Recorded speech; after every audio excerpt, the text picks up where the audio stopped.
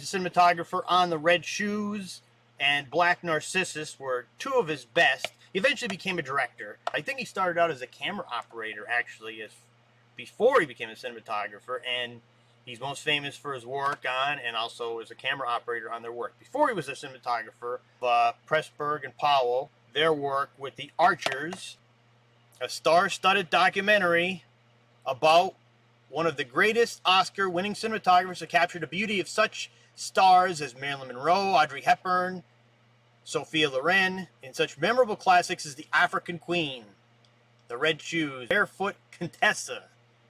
That's what Humphrey Bogart. But a career spanning more than 80 years, this passionate documentary reveals the craft of one of cinema's most indelible image makers, Jack Cardiff. Some bonus features you can see there. Interview with Craig McCall and Ian Christie, actress portraits, Jack's behind-the-scenes movies, cinematographer and director relationship, working with 3-strip Technicolor, which is very good. I've read a nice book from McFarlane Books. I highly recommend a lot of McFarlane books, by the way. On the Technicolor process, photo galleries, original theatrical trailer, and here's the disc. Audrey Hepburn in all her glory there on the cover.